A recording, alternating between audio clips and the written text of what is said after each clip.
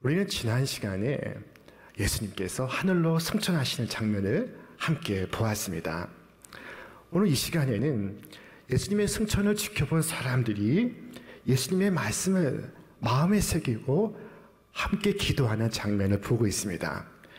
그 말씀은 예루살렘을 떠나지 말고 아버지께서 약속하신 것을 기다리라 하신 말씀이었습니다. 이 말씀을 그대로 믿고 예수님께서 약속하신 은혜의 때를 기다리며 기도하고 있습니다. 그들의 기다림은 기도하는 것이었습니다. 자, 그 수가 120명입니다. 120문도입니다. 그 가운데는 시골 사람도 있고 도시 사람도 있고 배운 사람도 있고 못 배운 사람도 있고 부유한 사람도 있고 가난한 사람도 있고 세리도 있고 몸을 파는 사람도 있었습니다. 자, 그런데 모두가 한 마음이 되어 기도하고 있었습니다. 무엇이 이들을 하나 되게 하고 있을까요?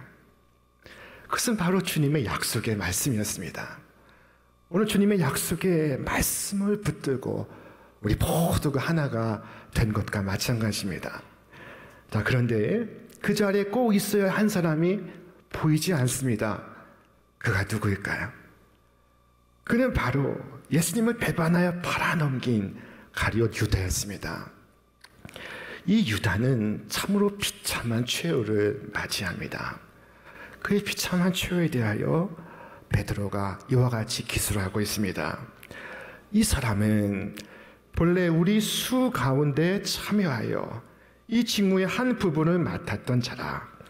이 사람이 불의의 삭스로 밭을 사고 후에 몸이 곤두박질하여 배가 터져 창자가 다 흘러나온지라. 아마도 유다 자신은 예수님을 팔아 넘길 때 일이 이렇게 되리라고는 생각하지 못했을 것입니다. 그는 후회하였습니다. 그는 어쩌면 선생님께서 사람들의 피에 달아나실 것이라고 기대했습니다. 그는 어쩌면 선생님께서 특별한 능력을 보이심으로 저들의 수중에서 벗어나실 것이라고 믿었습니다. 그는 어쩌면 이번 기회에 예수님께서 사람들을 규합하여 새로운 국가를 선포하실 것이라고 생각했습니다. 그러나 결과가 그렇게 되지 않았습니다. 그러므로 그는 후회하였습니다. 여러분, 단지 결과를 후회한 사람을 회개한 사람이라고 말할 수 있을까요? 결과를 후회한 사람은 회개한 사람입니까? 자, 지하철역에서 자신의 업무를 늘 소홀히 하는 한 철도원이 있다고 가정해 보겠습니다. 불행히도 어느 날 그 지하철역에서 충돌 사고가 발생했고 그로 인해 무고한 인명피해가 있었습니다.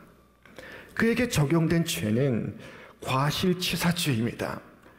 자, 그런데 이 철도원은 그날 그 사고가 있기 전까지는 늘 집에 돌아갈 때 나에겐 잘못이 없어 라고 생각을 해왔습니다. 자, 생각해 보십시오. 과실은 결코 사고로 판단되는 것이 아니라 과실 자체로서 판단되는 것입니다. 여러분이 과실을 범했는데도 들키지 않고 용케 위기를 모면했다 할지라도 그것은 하나님 보시기에 죄입니다. 여러분이 잘못을 저지르고 하나님의 섭리로 인해 무서운 잘못된 결과를 피할 수 있었다 할지라도 그 영광은 하나님께 있는 것입니다. 그리고 그 자신은 그 책임을 져야만 합니다. 마치 내 죄로 인해 큰 사고가 일어난 것처럼 책임을 져야 합니다. 여러분, 결단코 죄를 결과로서 판단하지 말고 죄를 그 죄 자체로서 판단하시기를 바랍니다. 유다는 결과를 후회하였지만 그 결과를 돌이킬 수 없어 그는 가책을 받고 있었습니다. 그가 나무를 찾아서 거기에 줄을 매달고 스스로 목숨을 끊습니다. 그러나 너무 조급한 마음에 엉성하게 목을 묶었기 때문에 줄이 끊어져 그의 몸이 절벽 아래로 떨어지고 말았습니다. 그래서 그의 창자가 흘러나왔다고 말씀하고 있습니다. 그가 떨어진 그 밭은 피로 흥건하였고 이후로 사람들은 그 밭을 아기엘 다마라 피밭이라 불렀습니다. 여러분, 하나님을 떠난 악인의 말로가 이와 같습니다. 자, 이제 사도행전의 역사는 그 빈자리를 채우는 것부터 시작됩니다. 여긴 몇 가지 기준이 설정되고 있습니다. 베드로가 일어나 말하기 시작했습니다. 우리 말씀 같이 읽겠습니다. 형제들아, 성령이 다윗의 입을 통하여 예수 잡는 자들의 길잡이가 된 유다를 가리켜 미리 말씀하신 성경이 응하였으니 마땅하도다. 시편에 기록하였을 때 그의 거처를 황폐하게 하시며 거기 거하는 자가 없게 하소서 하였고 또 일렀을 때 그의 직분을 타인이 취하게 하소서 하였도다. 베드로는 이 문제를 성경에 비추어 해석하고 성경에서 그 답을 얻고 있었습니다. 다윗의 입을 통하여 예수 잡는 자들의 길잡이가 된 유다를 가리켜 미리 말씀하신 성경의 말씀이 응하였다. 성경에 예언된 말씀대로 유다는 제 갈 곳으로 간 것이다. 이것은 이미 예언된 바요. 이미 주님의 말씀 안에서 그 예언이 성취되었을 뿐이다. 자, 그리스도를 배반한 이 비열한 배신을 통해서 예언이 성취가 되고 그리스도께서 약속된 메시아라는 사실이 드러나게 되었습니다. 이제 그 빈자리를 채우고자 합니다. 제자의 빈자리를 보선하고자 하고 있습니다.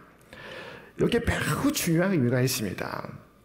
여러분, 12사도의 자리는 절대적인 자리가 아닙니다. 영원한 지위가 아닙니다. 얼마든지 감할 수 있고 얼마든지 채울 수 있습니다. 이때 몇 가지 중요한 기준이 열거되고 있습니다. 첫째는 처음부터 항상 예수님을 따라다닌 자여야만 합니다.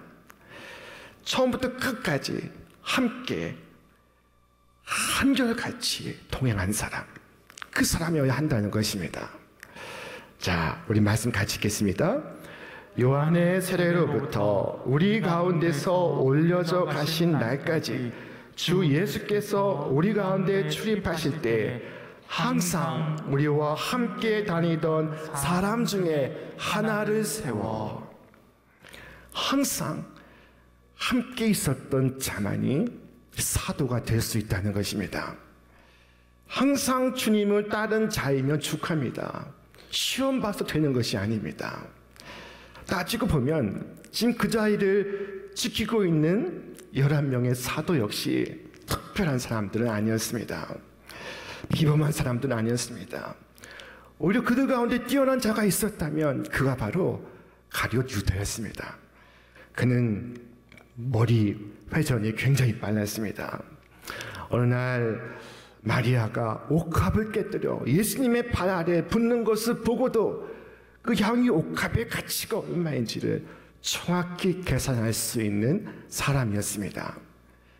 자, 그는 예수님께서 일행의 모든 돈꾀를 맡아 관리하게 하실 정도로 유능한 사람이었습니다. 그러나 그가 어땠습니까? 유다는 이를 버리옵고 제 곳으로 갔나이다. 하나님께서 정하신 자리가 아닌 제 곳, 제가 정한 곳으로 갔다는 것입니다. 여러분, 우리 가정에서, 일터에서 하나님께서 정하신 자리가 있습니다. 주께서 나로 있게 하신 자리, 나로 봉사하게 하신 자리, 나로 일하게 하신 자리, 그 자리가 나의 사명의 자리입니다. 여러분, 그 자리를 소중히 여기시기를 바랍니다. 사도의 첫 번째 조건, 그것은 항상 주와 함께 있던 자 중에 한 사람이어야 한다는 것입니다. 그리고 적어도 하나님의 일꾼으로 부름받는 사람은 하나님과 동행한 흔적이 있는 사람이어야 합니다. 날마다 삶 속에서 주님과 함께 걷는 사람이어야 합니다.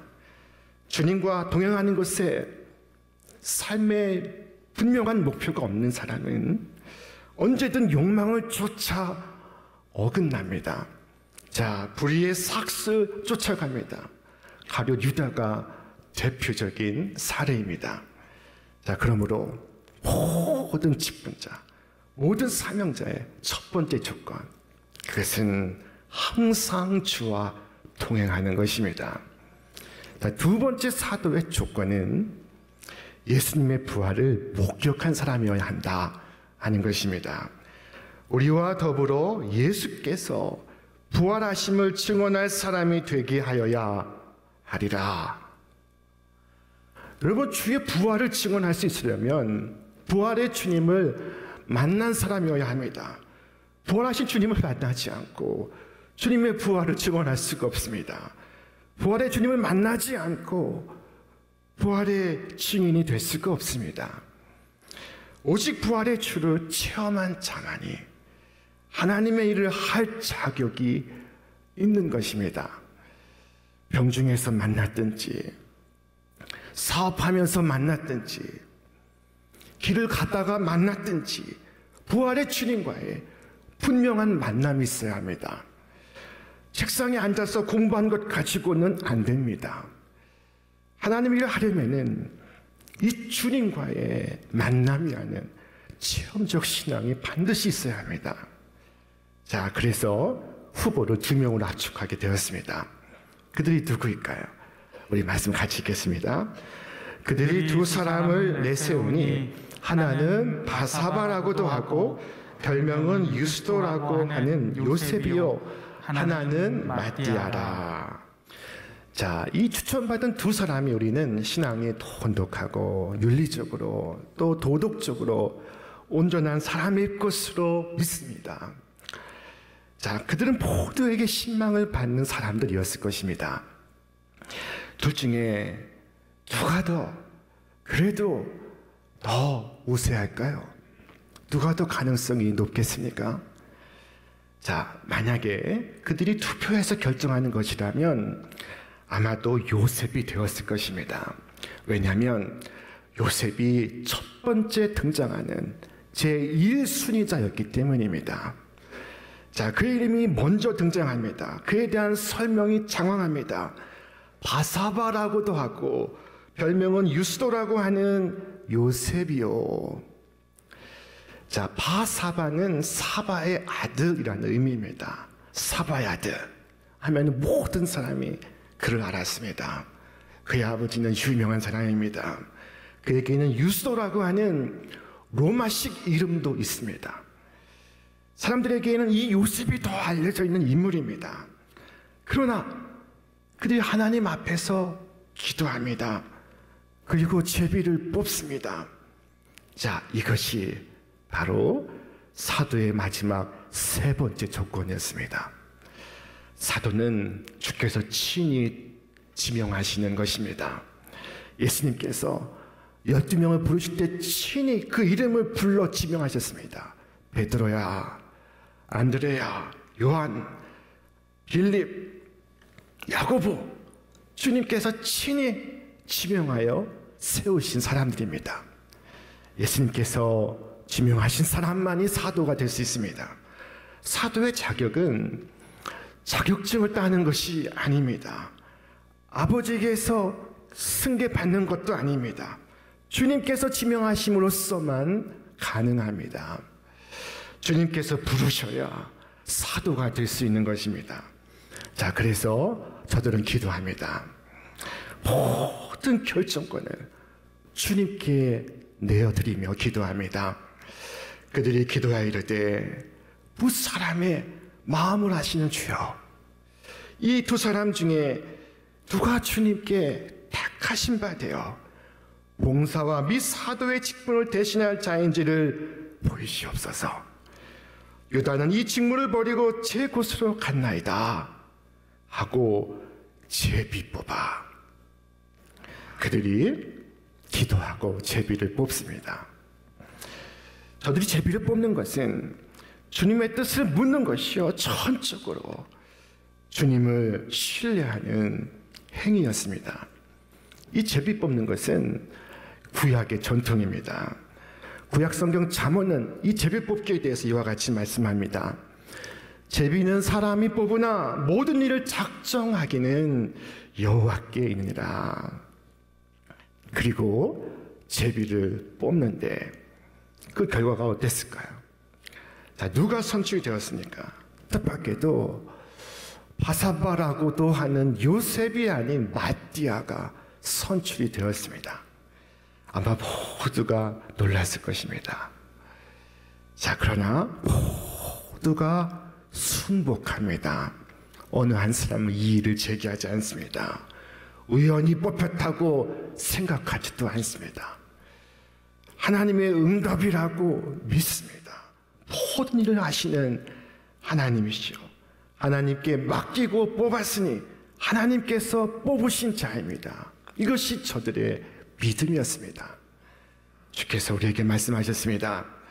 너희가 나를 택한 것이 아니요 내가 너희를 택하여 세워나니 이는 너희로 가서 과실을 맺게 하고 또 너희 과실이 항상 있게 하여 내 이름으로 아버지께 무엇을 구하든지 다 받게 하려 함이니라. 여러분, 그거 아십니까? 이 자리 뽑혀서 나오신 것도 여러분 주께서 택하셨기 때문입니다. 하나님 나라의 성도가 되게 하신 것도, 주님의 교회에 직분을 받게 하신 것도 하나님께서 선택하신 것입니다. 주님의 일을 하는 사람들에게는 목사, 장로, 권사, 집사, 목자, 초원지기, 교구장 누구를 막론하고 하나님께서 나를 지명하셨다는 이 소명인식이 분명해야 합니다. 절대적으로 필요합니다. 누구든지 일꾼으로 부름받는 자는 이 비밀한 소명을 가진 자라야만 한다. 칼빈의 말입니다. 오늘 본문의 말씀은 이 마가의 다락방에 모여서 유다를 대신하여 사도를 벗어나는 참으로 재미있는 이야기입니다. 간혹 우리는 선택의 기로에 처할 때가 있습니다. 크고 작은 선택의 순간을 만날 때 여러분 어떻게 하십니까? 여러분 어떻게 성령의 인도하심을 받습니까? 이 120문도는 한 마음으로 기도를 했습니다. 마음을 합하여 마지막 순간까지 기도를 했습니다. 이것이야말로 하나님께서 역사하시는 방식입니다. 여러분, 이 사도의 직분을 오늘날 무엇과 같다고 할 수 있을까요? 교단의 총회장과 같다고 할 수 있을까요? 로만 가톨릭은 교황이 이 사도의 직분을 승계한다고 믿고 있습니다. 그러나 재미있는 것은 자신들이 투표하지 않고도 요셉이 아닌 마띠아가 된 것에 대하여 어느 누구 하나 선거 불복하지 않고 의심하지 않고 갈등하지 않았다는 것입니다. 왜일까요? 여러분, 왜겠습니까? 사도는 명예를 위한 자리가 아니요 순교를 위한 자리였기 때문입니다. 12명의 사도 모두가 순교의 길을 갔습니다. 이 사도는 결코 명예를 위한 자리가 될 수가 없습니다. 여러분, 혹 내가 바라는 직분을 받지 못해서 섭섭하다면 그것은 아직도 내게 명예를 위한 자리이기 때문입니다. 이 마띠아의 자세한 행적은 성경에 기록되지 않지만 그러나 12사도 중에 한 사람으로 성실하게 주님의 부활을 증언하다가 저 멀리 이디오피아에서 순교를 합니다. 이런 이야기가 전해져 오고 있습니다.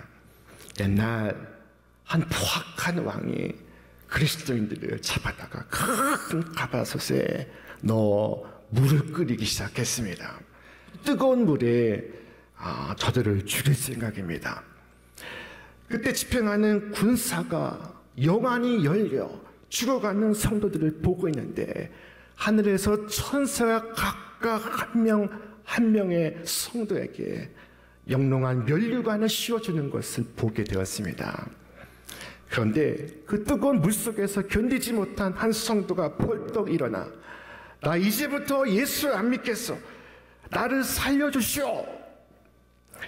자, 그 말이 떨어지기가 무섭게 그를 위하여 면류관을 가지고 내려오던 천사가 실망한 얼굴로 그 면류관을 들고 다시 하늘로 올라가는 것이었습니다. 자, 그 모습을 본 이 집행하는 군사가 그를 끌어내고 자기가 그 자리에 들어가서 자신이 대신 순교를 합니다. 그때 천사가 다시 내려왔다는 것입니다. 결국 마지막까지 견디지 못한 그 사람의 면류관을 그 군사가 차지하게 되었다는 이야기입니다. 바로 마띠아가 그 사람이었습니다. 누구는 버리고 떠나는 그 자리를 누구는 감사함으로 받습니다. 영광으로 받습니다. 유다는 그 직무를 버리고 제 곳으로 갔습니다. 그러나 마띠아는 기꺼이 자원하여 그 직무를 맡습니다. 여러분, 누구든지 구원의 은혜에 감격하면 성직자가 아니라 할지라도 자신의 생을 하나님 앞에 헌신합니다.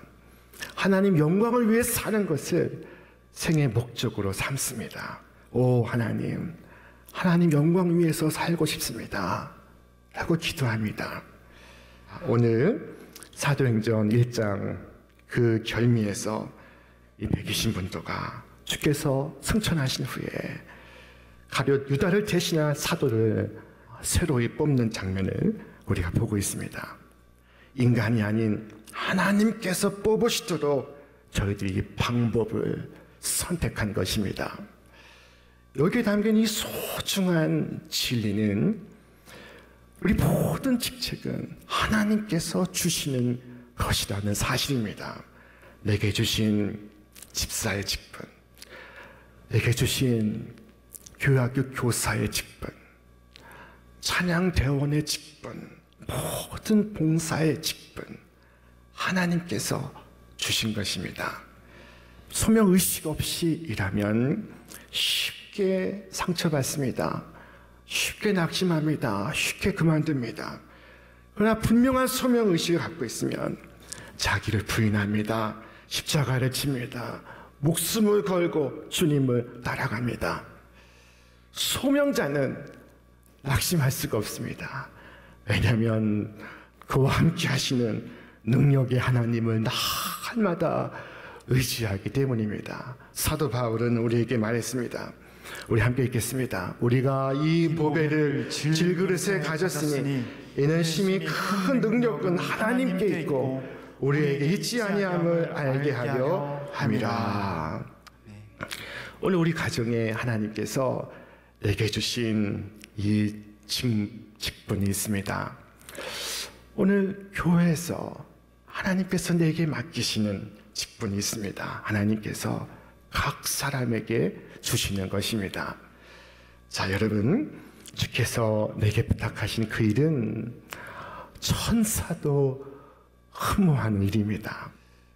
여러분, 주께서 맡기신 그 소명의 직을 소중히 여기시기를 바랍니다. 이 120명의 무리들은 간절히 기도했습니다. 오늘 우리도 기도할 수 있기를 바랍니다. 오 주여, 저는 부족하오나 가정에서 일터에서 주님을 증언하는 사도의 직무를 대신할 자로 불러주시면 감사합니다. 제가 주님의 증인 되기를 소원합니다. 본하신 주님의 증인 되기를 원합니다. 온 맘 다해 온 힘 다해 주님을 전하게 하옵소서. 기도하시며 하나님의 전능하신 손에 붙들려 오늘 사도행전의 이 역사를 함께 써나가시는 여러분과 제가 되시기를 주님의 이름으로 축원합니다. 축원합니다.